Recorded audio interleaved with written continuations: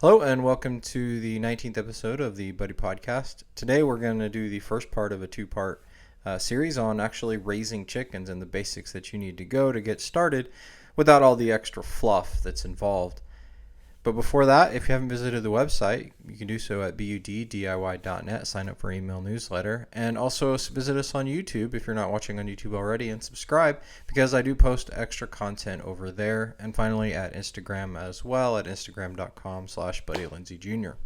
So with that, let's jump into what's going on around the shop, and that is a lot. So not only around the shop, but in kind of personal life as well. We just found out this week that my wife is pregnant with our third child, and so that's kind of fun and going to be a changing event, as you can imagine. Outside of that, we also got my SawStop in this week, and I spent the entire day on Saturday assembling it and recording it. Of all the videos I've watched on YouTube, I think mine's going to be the most detailed, as long as I can get it all edited together and it all makes sense. The downside is it's not going to be the best picture quality because I'm still trying to figure that out, and I don't know what my problem is. Like I'm still trying to learn and still trying to figure it out. So we'll see. But it's not bad, but it's not as good as I want it to be. So we'll see. Outside of that, it's kind of just a busy week professionally and personally, and haven't really gotten any woodworking done. I was kind of pushing a few things off until I got the SawStop in, but I got most of the way set up this weekend, so that's really super exciting. I went with the professional cabinet saw, the 3 horsepower with 36-inch extend the fence, so it's a lot of fun. Got the integrated mobile base. I also got the folding outfeed table as well. So yeah, it's going to be a great little unit to actually use. And there are a number of things that I like over my Delta Unisaw, partially because it's a complete saw instead of me having to piece one together from the Unisaw. But you can find out more about that when I release the video on YouTube of doing a full detailed. I'd like to think it's a comprehensive thing, but I'm sure I probably will miss stuff. But we'll see. So on that note, let's jump into our topic on chickens. First, I want to take a moment. Why am I talking about chickens in a DIY manner when most of what I seem to be doing is woodworking? Well, that's because chickens are interesting to me. It's also, I do DIY stuff. I do all kinds of things. I like, a lot of different things, and I want to be able to share those things with other people and open other people to maybe different perspectives and different things they may never have considered. If you would have looked at me at 16 years old, the idea, the thought of me having chickens was outrageous. Like, there's no way I would have chickens. There's no way I would be interested in farmsteading or homesteading or anything like that. However, over time, I have kind of opened my eyes up and listened to inputs from other people. And, some things that I would never have considered myself doing, I've gotten into. And some of it because it isn't as hard as I thought it would be, or as it sounds, and another is somebody presented it in a different way and it sounded interesting, even if it was hard work. I wouldn't have thought I did woodworking either. So I just kind of wanted to bring that up before I launch into like the why I have a chicken thing, when most of my stuff is probably going to be related to woodworking or other types of DIY. We'll see. The stuff that I'm doing is still evolving. The podcast is still evolving.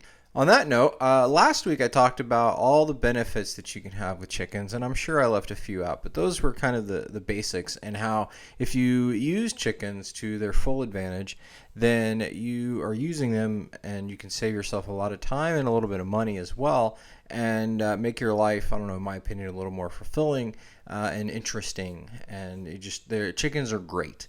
And I cover that pretty extensively in the last episode of the podcast, episode 18. So today I want to expand on that and go with starting on how to raise them. It's going to be 2 parts, this week and next week. And I'm kind of doing this kind of as a primer, and I've also felt like I should really write a book on this because I spent a long time researching it, and I found out that most of the research I didn't actually need to do. There were only a few key things that I needed to get started with, and that was enough to get started, and the rest is kind of on-the-job training. Like, you figure it out as you go. That you can't really do much more planning beyond some of the basics. And I'm hoping to hit most of those basics here. And a lot of this knowledge actually comes from practical experience of things that I've done, plus some of the stuff that I've researched to distill it down to the basics of the information that you need to get started. So on that, let's just go ahead and jump into where do you get chicks. Well, there's a lot of places to get chicks. You can find a local hatchery. You can find a hatchery online. You can go to Tractor Supply or some kind of farm store in your area. And really, you kind of start doing research into chicken breeds. You're like, what do I get? Well, I would not worry about what kind of breed to get, and I would stick with, some of the basics. If you're wanting meat chickens, go Cornish cross. Don't worry about anything else. If you want to get a little fancy, maybe go Freedom Rangers, but they take a little bit longer to grow out to be a full size and process. So if you're going meat chickens, Cornish cross is where to start, maybe Freedom Rangers, but I suggest to start with Cornish cross because they'll be done in 8 weeks, and they're a little easier to deal with in that manner.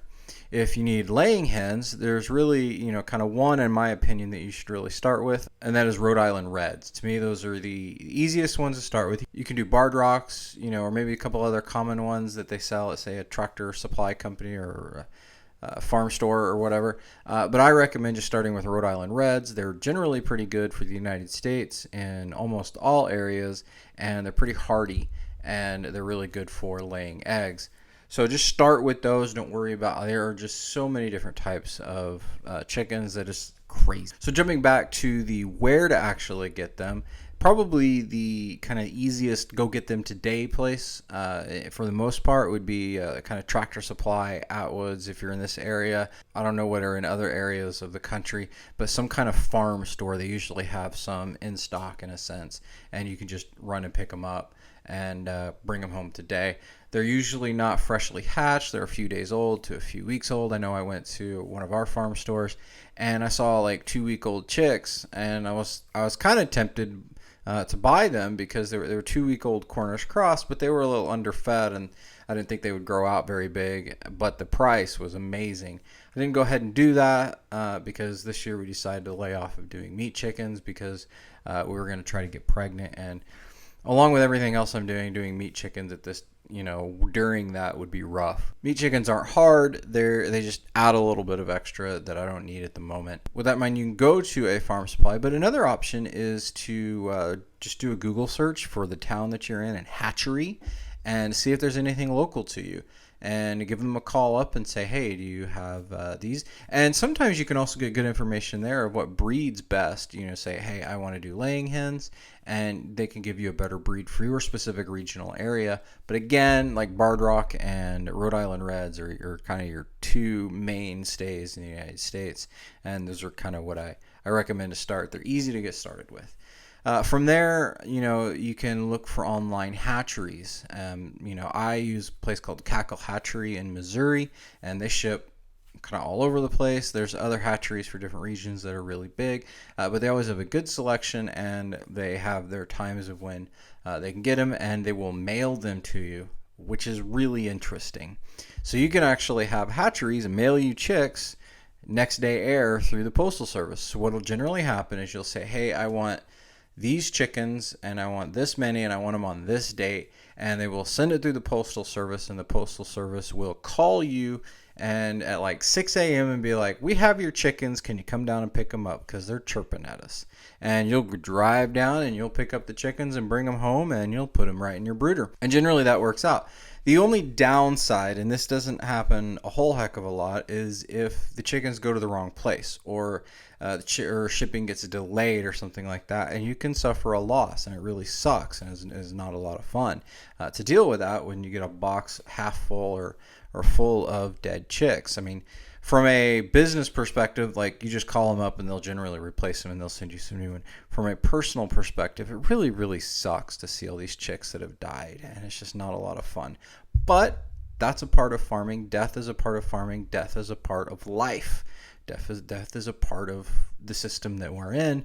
Whether you raise animals yourself or you eat stuff on your own, you are killing something in order to eat, whether it be plants or animals. You're killing something, and that's just part of life. That's part of understanding what goes on in the world. And so but at the same time, it is kind of an emotional thing to get dead chicks. With that in mind, the hatchery that I prefer, Cackle Hatchery, is about 4 hours away from our house. Unfortunately, we have family that lives about an hour away. So what I like to do is I like to drive up, visit family for a few days, and then swing over to the hatchery and come home right away. That way I'm shipping them to myself in a sense, and I also save shipping costs, kind of a 2-for-1 thing on savings, and that way I know the condition they're at because they were literally born the day before I picked them up. So I know generally they're only 24 hours old. So that actually leads to an interesting thing about getting newborn chicks, and that generally when you get a box of chicks and you'll open it up, there's no food or water in there, and you're like, when you first experience that, you're like, what's going on? Well, interestingly, chicks can survive up to 3 days without having food or water at all, because you're kind of waiting for all of naturally the chicks are waiting for all of the chicks to hatch, and then when they're all hatched, they'll all go get food and water together. And it's kind of crazy, but that's how it works. However, once you give them water and once you give them some food, you cannot stop giving it to them and making sure they have it, or they will die. Kind of a crazy biological thing, but that's how it is. So when you get that box of chicks, don't worry about it if they haven't had anything to drink. So the final part on actually getting chicks is, when do you want to get them? Well, that really depends on several factors. It kind of depends on your geographic location, what the purpose of them are, and what the kind of the weather is going to be, and how much work you want to deal with. So let's start with where I live. I live in the middle of the country, and we have 4 seasons, and all 4 seasons, are fairly mild. We don't have craziness in any of the directions. So on that note, if I'm going with, I live in Oklahoma, so if I'm going with meat chickens, that means I'm probably going to get the first batch of meat chickens in about April 1 to April 15 area, depending on how many batches I want to go through. And then they're going to stay in my brooder for 3 weeks. Again, this is for meat chickens. They're going to stay in my brooder for 3 weeks and grow out in there, because I can control the temperature and everything. And usually by the time they get to the latter part of April, I'll put them out on pasture, put them out in the yard, and they'll be fine from there because they'll be fully feathered out and can protect themselves from there. And then after that, they'll go another 6 weeks from there, 5 to 6 weeks from there. And so you're getting out to the end of May, maybe the first week in June, and we process them from there.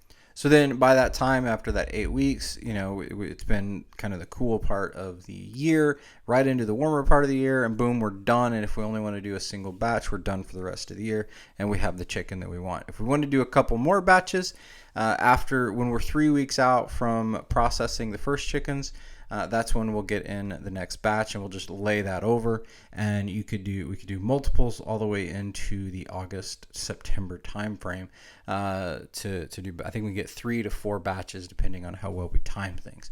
Now, that is a lot of work because you're doing 3 or 4 batches of processings, and processing does take figure a half a day to a day depending on everything that you do, and it's not a little bit of work. It's not bad, but it's not a little bit. So those are the optimal times. So let's extrapolate that to different parts of the country. You're going to want them out on pasture if you want to do pasture raised meat, and so you're going to want to wait until the temperatures like in the 50s, 60s area during the day for most of the day, if not a little warmer. For the majority of the time, they're going to be out on pasture. So whatever that looks like for you, that can help you judge from there. If it's going to start dropping down into the 30s and 40s, in like September area at night, that might be when you want that last batch to actually to finish up if you're going to do multiple batches in a year.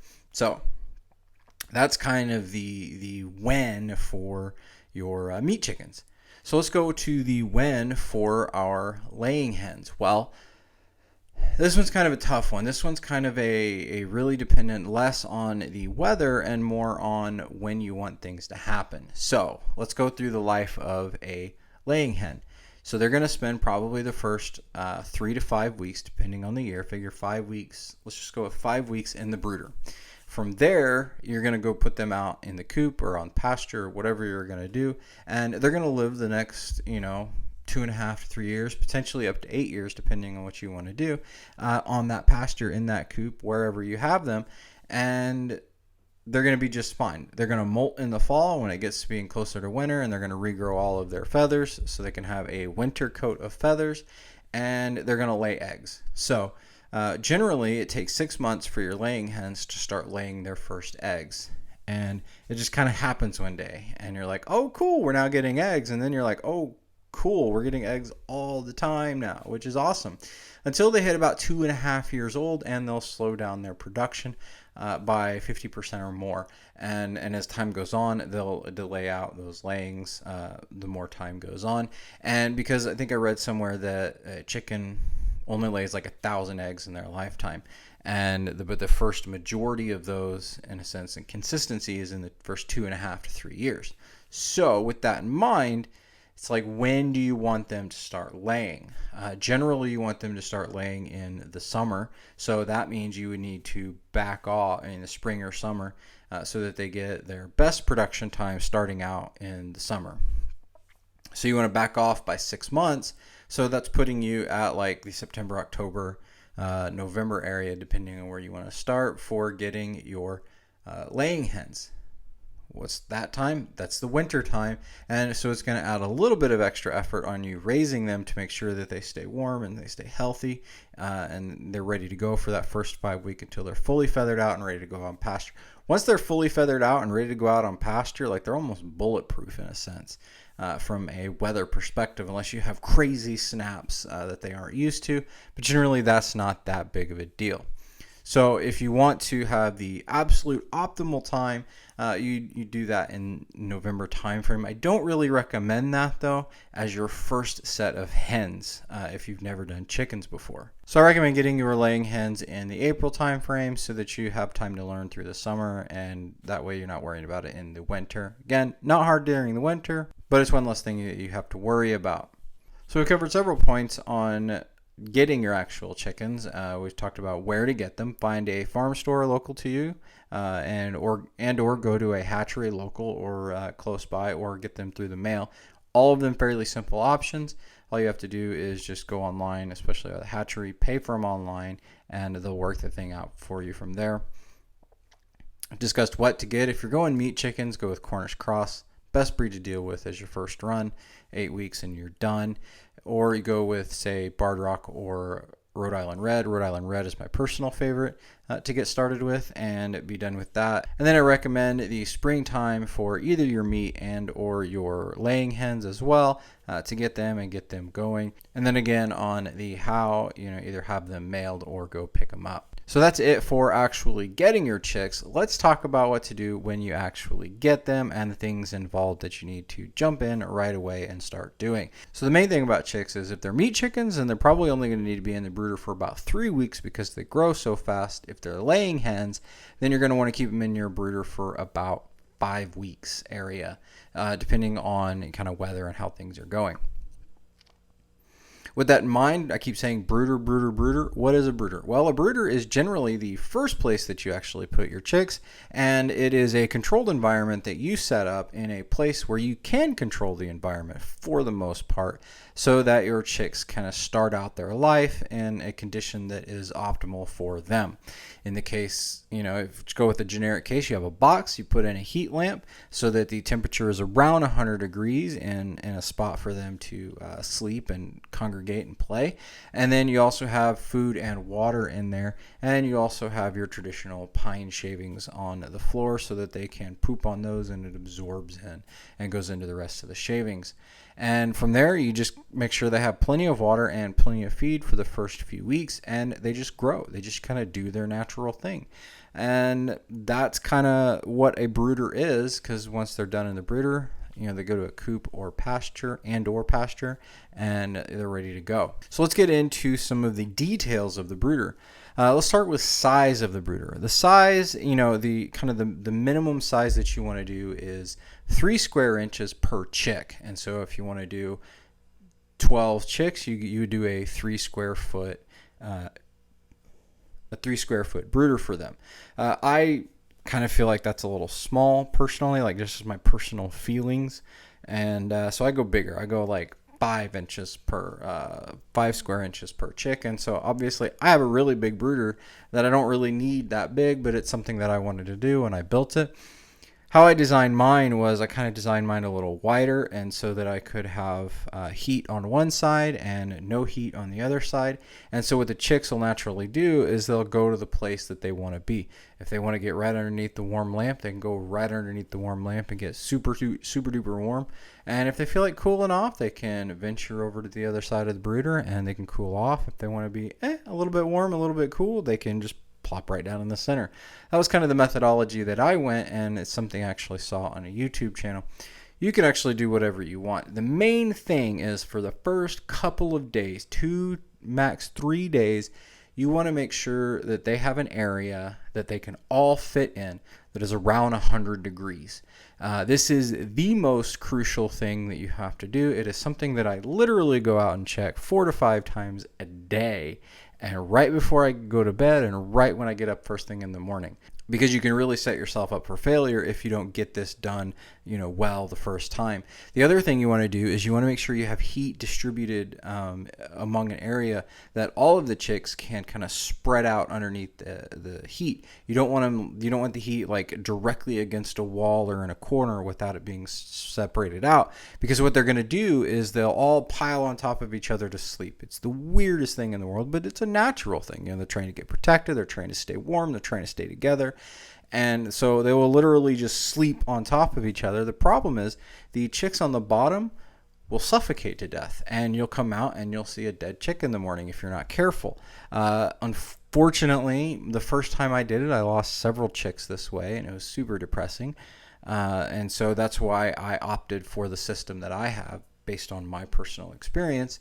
And so it actually worked out the next year. I had no losses due to kind of them squashing themselves. In fact, the only loss I had my second year, I have no idea why it died. It just did. And that's another thing that I want to mention. Sometimes transporting it can be too shocking for 1 or 2 chickens, and they just die, and it's just something you deal with. So there is that aspect. It's not necessarily anything you did wrong. It was just shipping was too stressful for that particular one. Some of these chicks, like, they could run through a tornado and be just fine. Some of them, if they look at the mirror wrong, they're dead. So it's just how they are. So again, the first few days, you want it to be 100 degrees. The first 2 or 3 days, you want to be 100 degrees. You also want a cooler area that they can go to as needed, and you want to make sure they have plenty of space to sleep in so that they're not all crowded on top of each other. And really what you want to do is you want to set up your area so you can immediately put them in as soon as they get to your house, and they're in. And then from there you can adjust based on what they're doing. If they're all clumped together in one spot all day long, that means you don't have enough heat. If they're all spread out and away from the area, and they're trying to get as far away from the heat source but they can't, then that means they're too hot. It's really a judgment thing. So it's kind of common. If they're up next, it's too cold. If they're way far away all the time, it's too hot. You need to move your heat lamp a little bit. Super simple.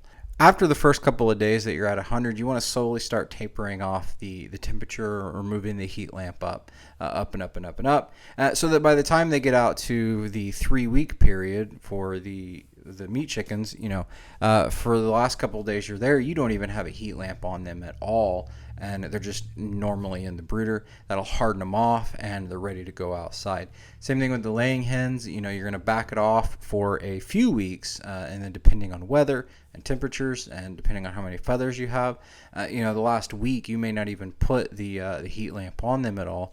And maybe even in the last 2 weeks you might not put the heat lamp on them at all, but they're still trying to feather out, or they're too small, and so you want to keep them in that brooder, because the laying hens will grow slower than the meat chicken. So I think that covers the heat pretty well. It's not actually as hard as it feels like it might sound. When I first was getting into it, I'm like, oh, there's so much science to it, and there's really not. And you don't have to be super duper precise. Just know that first couple days 100 degrees, and then slowly lower it. In fact, I actually kept it at it was probably 100 degrees for like the first week in one area in case they all needed it. And then over time I would let it go. And then after, about two and a half weeks, I would just basically leave the lamp off. except at night when it was getting a little bit cold, and they were fine. But again, I built my brooder extra big so that I could have cold and warm areas. So on that, we've discussed heat. Let's talk about bedding. Bedding is one of those things that I stressed out over so much. And really, the only thing you have to do for bedding is make sure that you have at least 8 inches of pine shavings. Just go down to Tractor Supply. Say, hey, I need pine shavings. That'll be in a big container, like not container, but big like compressed plastic thing of pine shavings that you'd see in the bottom of animal pens and stuff, and you just take it home, dump them in there, measure out 8 to 10 inches, and spread it out, and you're done. Don't worry about, I read stuff, they're like, oh, they're going to start eating the pine. They will. For the most part, it doesn't actually matter. Just don't go with the little fine grains. You want to go with the thicker, flaky stuff, and you're going to be just fine with pine shavings. I probably obsessed about like what to use for the bedding for like a week, and it didn't matter. That said, do not use cedar for your shavings because that is toxic if they eat that. So now we have the actual heat taken care of, we have the bedding taken care of, and also on the bedding, you don't need to necessarily worry about rotating out the bedding. Just let it in there and let things go. They're going to poop on it, they're going to scratch it around, they're going to move on it. If it starts to smell a little funky, go ahead and add a new layer of pine shavings. I was adding a new thin layer of pine shavings probably every 2 to 3 days when it was getting the last week and a half that they were in the brooder, and everything worked out just fine. In fact, it created great compost later on, and it was super amazing. So the next thing we need to talk about is food and water. This is a little interesting to deal with. Food is simple.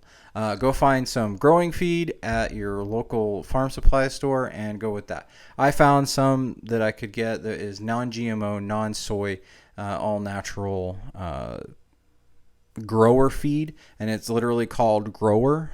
Most every supplier of food, there's a Grower formula. Get that because it's going to have the right amount of protein versus carbs. Generally about 20% to 22% protein is what they need to start growing.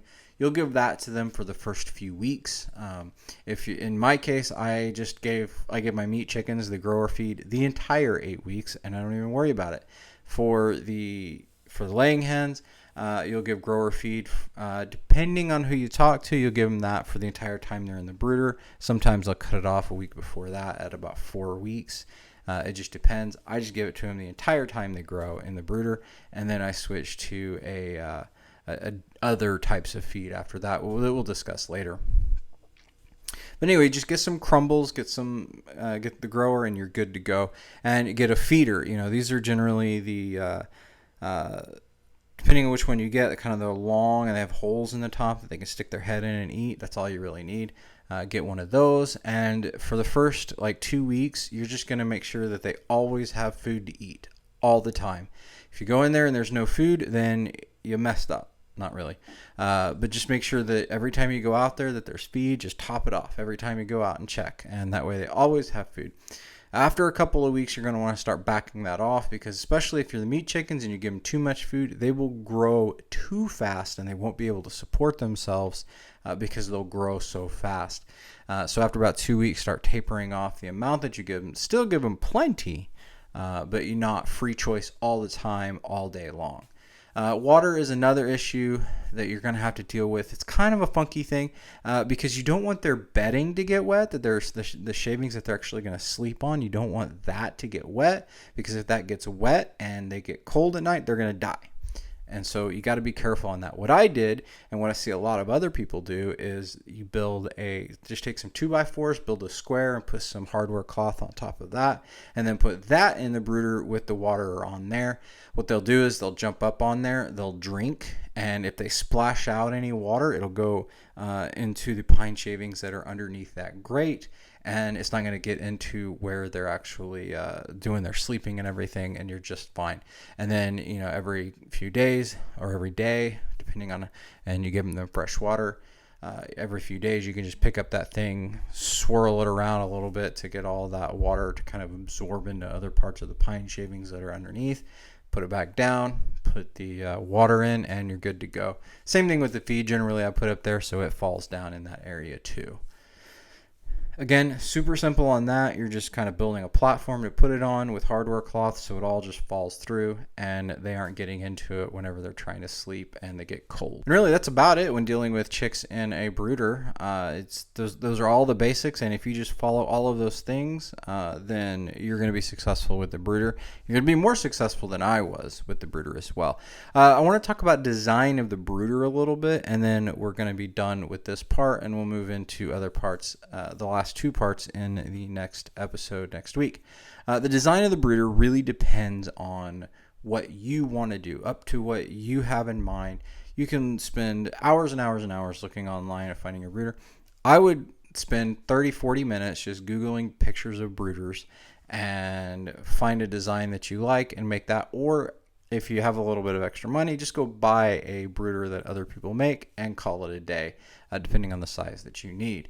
Some of the main things that to think about is, one is you're going to have some moisture content in there. And so if you want to reuse the brooder that you're going to have, then you want to make sure that the moisture that's in there is not going to rot away the wood, or there's a separation available. I actually built mine so that I have metal oil pan, like the giant metal oil pans that's at the bottom of mine, so that any moisture that goes to the bottom is not going to rot out the wood that's there, and I can just slide them out, clean them up, slide them back in for the next year, and they're good to go. The only thing I have to worry about is the wood that's on the side of the brooder, and so far so good. I haven't actually had a problem with that.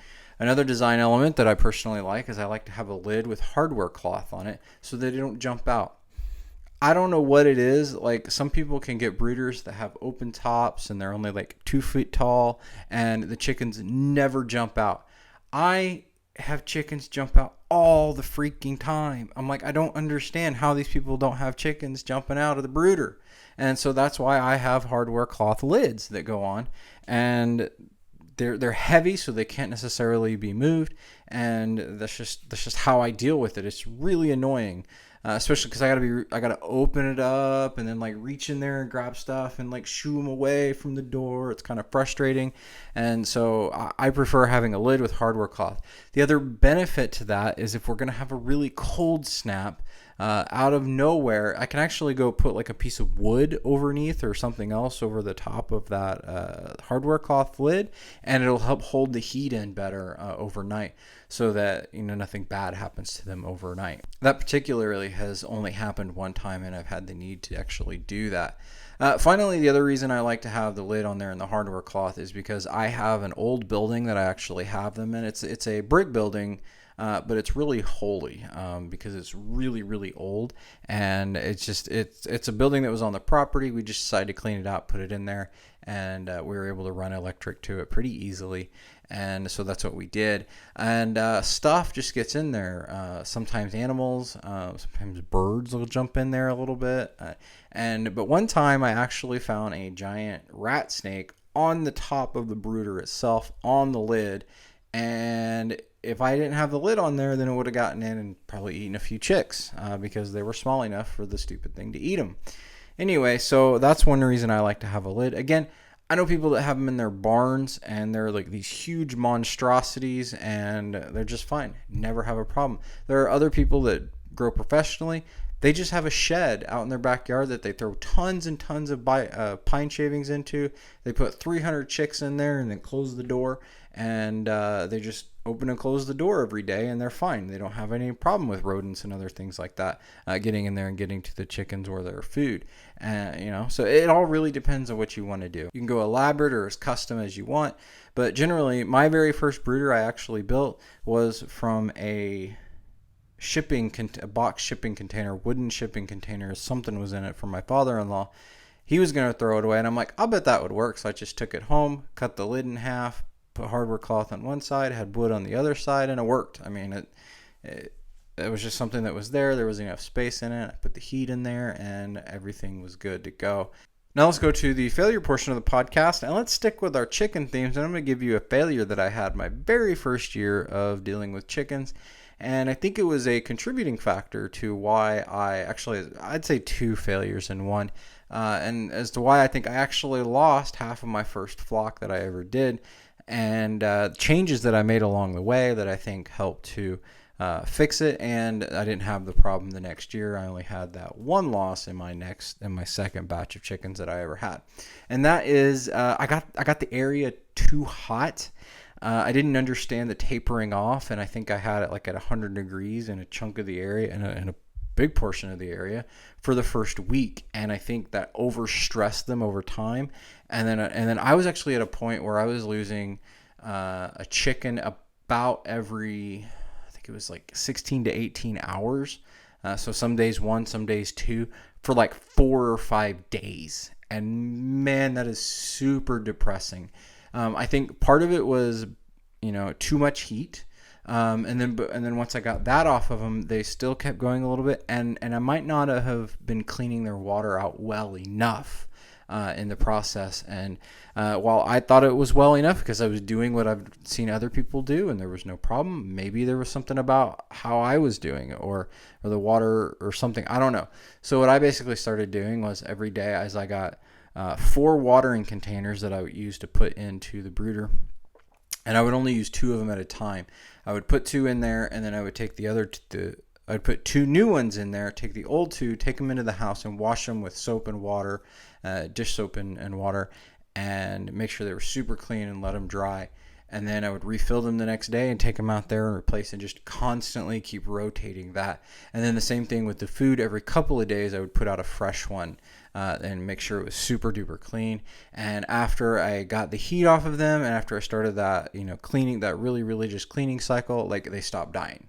And so those were kind of some of the failures. It might not have been as hygienic as it needed to be, also because of potentially the heat and the water. That said, sometimes I'll accidentally I won't clean out the giant waterers that I have now for the chickens out on pasture by a couple of days, and they'll start to grow a little algae, and the chickens don't care. I mean, they drink it up and they're just fine. And so it might not have been that. I don't know.